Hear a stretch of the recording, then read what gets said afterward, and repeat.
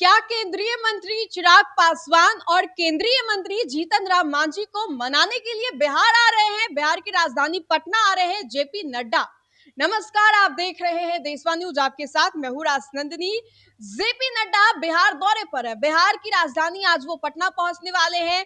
पटना पहुंचने के दौरान ये बड़ी खबर निकल करके सामने आ रही है, जहां पर जेपी नड्डा आज पटना पहुंचेंगे और बीजेपी के कोर कमेटी की बैठक जो है वो होने वाली है। वैसे मैं आपको बताएं तो जेपी नड्डा के पटना पहुंचते ही सियासी गलियारों में हलचल जो है वो काफी ज्यादा तेज है, और इसलिए है क्योंकि एनडीए में अभी तक सीट बंटवारा जो है वो तय नहीं हुआ है। कौन सी दल कितने सीटों पर चुनाव लड़ने जा रही है, इस बात पर अभी तक मुहर नहीं लगी है, लेकिन जेपी नड्डा बिहार दौरे पर आ रहे हैं, बिहार की राजधानी पटना आ रहे हैं। वैसे मैं आपको बताएं तो जेपी नड्डा के आने से पहले ये कहा जा रहा है कि जेपी नड्डा हो सके तो चिराग पासवान को मनाने के लिए या फिर केंद्रीय मंत्री जीतन राम मांझी को मनाने के लिए बिहार आ रहे होंगे।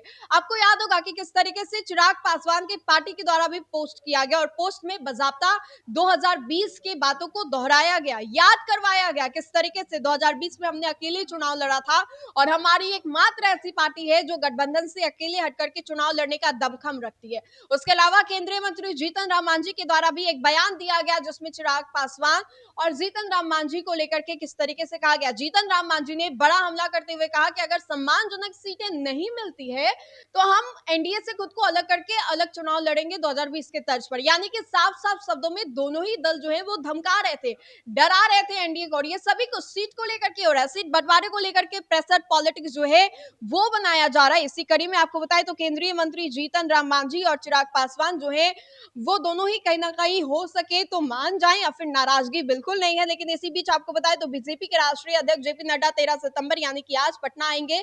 इस दौरान वो मीटिंग करेंगे, चुनावी रणनीतियों की धार देंगे और समीक्षा करेंगे। जेपी नड्डा सुबह 11 बजे पटना एयरपोर्ट पहुंचेंगे।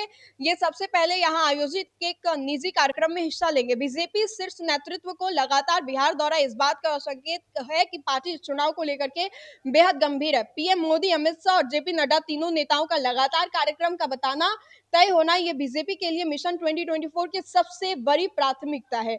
जेपी नड्डा जहां संगठन और कार्यकर्ताओं के बीच तालमेल बिठाने पर ध्यान देंगे, वहीं मोदी और शाह बड़े जन समूहों को साधने की कोशिश करेंगे। चुनावी साल में लगातार बड़े नेता का बिहार पहुंचना, बिहार में आना है। बीजेपी ने इस बार बिहार चुनाव में प्रचार की गति को देने की रणनीति बनाई है। 15 सितंबर को प्रधानमंत्री नरेंद्र मोदी पूर्णिया पहुंचेंगे, वहां एयरपोर्ट का उद्घाटन करेंगे और जनसभा के माध्यम से चुनावी संदेश देने का काम करेंगे। वैसे में ये समझे कि किस तरीके से जेपी नड्डा आज राजधानी पटना पहुंचने वाले हैं, मूल मंत्र देंगे बीजेपी को, लेकिन ये भी कहा जा रहा है कि एनडीए में लगभग सीट शेयरिंग जो है वो तय हो जाएगा।